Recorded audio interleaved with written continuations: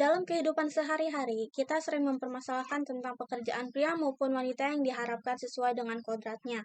Pandangan yang masih berkisar pada faktor biologis, di mana wanita yang berbadan lemah seyogianya mendapat pekerjaan yang ringan, sedangkan pria yang fisiknya kuat mestinya mendapatkan pekerjaan yang lebih menampilkan kekuatan.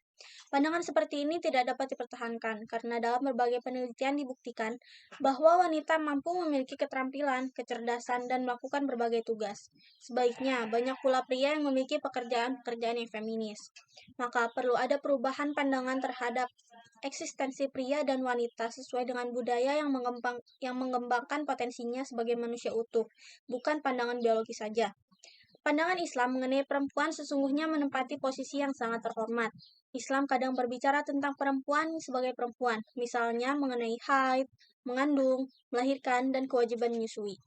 Dan kadang pula berbicara sebagai manusia tanpa membeda-bedakan antara kaum laki-laki dan kaum perempuan, misalnya kewajiban sholat, zakat, haji, berakhlak mulia, dan sebagainya. Kedua pandangan tadi sama-sama bertujuan mengarahkan perempuan secara individual sebagai manusia mulia dan secara kolektif bersama dengan kaum laki-laki menjadi bagian dari tatanan masyarakat dan keluarga yang harmonis. Ketika Islam mewajibkan istri meminta izin pada suami bila hendak keluar rumah atau puasa sunnah misalnya, sementara untuk hal yang sama suami tidak wajib meminta izin pada istri. Juga ketika Islam menetapkan hak waris dan persaksian perempuan, juga kewajiban perempuan memakai jilbab atau ketika menetapkan tugas utama istri sebagai umi atau ibu dan robatul bait atau pengatur rumah tangga dan hak talak pada suami. Sesungguhnya Islam tengah berbicara tentang keluarga, bukan tentang pribadi, orang perorangan laki-laki atau perempuan, serta kehendak untuk mengaturnya agar tercipta tatanan yang harmonis tadi.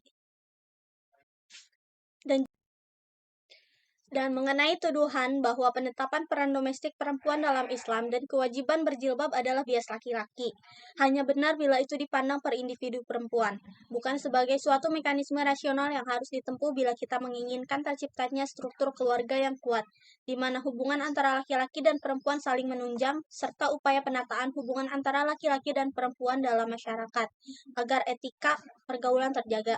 Keluarga harmonis dan bahagia, serta masyarakat yang mulia, bukankah itu yang diidamkan oleh setiap manusia?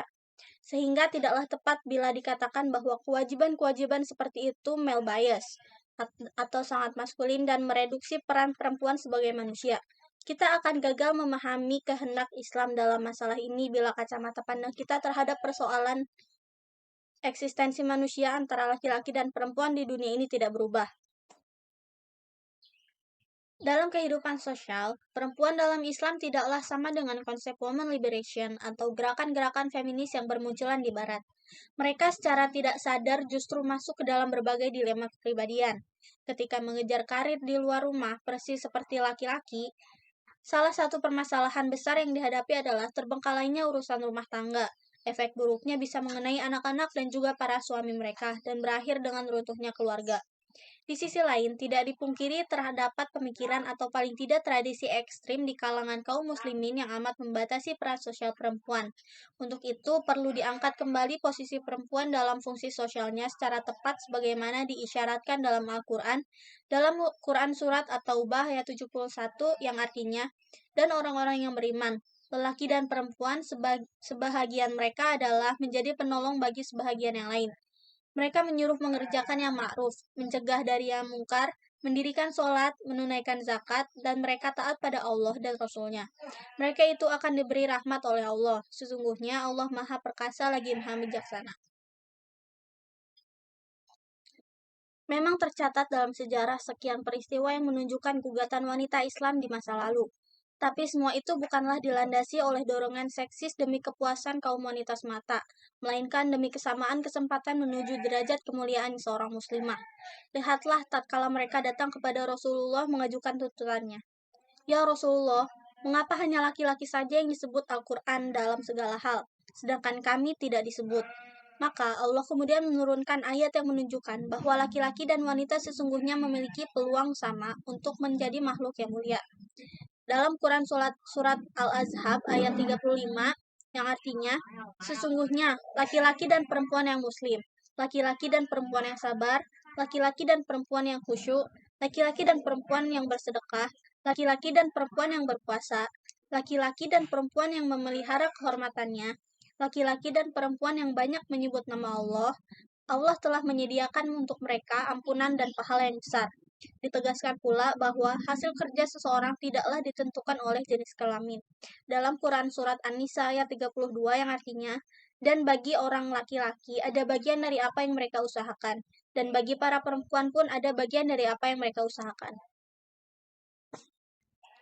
Bahwasanya banyak sekali persoalan yang membelit dunia kehidupan perempuan yang kenyataannya tidak dapat terbantahkan. Persoalannya kemudian adalah bagaimana menyelesaikannya. Menggugat ajaran Islam yang dikatakan sebagai biang dari pemunduran kaum perempuan telah terbukti salah alamat. Bahkan sejatinya justru dari ajaran yang agung itu bisa ditegakkan bahwa postur kehidupan kaum perempuan yang solih secara individual, harmonis dalam keluarga, serta mulia secara komunal. Keluarga merupakan suatu lembaga sosial yang paling besar perannya bagi kesejahteraan sosial dan kelestarian anggota-anggotanya, terutama anak-anaknya. Keluarga merupakan lingkungan sosial yang terpenting bagi perkembangan dan pembentukan pribadi anak dan merupakan wadah tempat bimbingan dan latihan anak sejak kehidupan mereka yang sangat muda sehingga dapat menempuh kehidupannya dengan baik kelak. Keberhasilan pendidikan anak-anak merupakan tanggung jawab ibu, walaupun tentunya keikutsertaan bapak tidak dapat diabaikan. Ibu memainkan peran yang penting dalam mendidik anak-anaknya, terutama pada masa balita. Pendidikan di sini tidak hanya dalam pengertian yang sempit. Pendidikan dalam keluarga dapat berarti luas berupa pendidikan iman, moral, fisik atau jasmani, intelektual, psikologis, sosial, dan pendidikan seksual.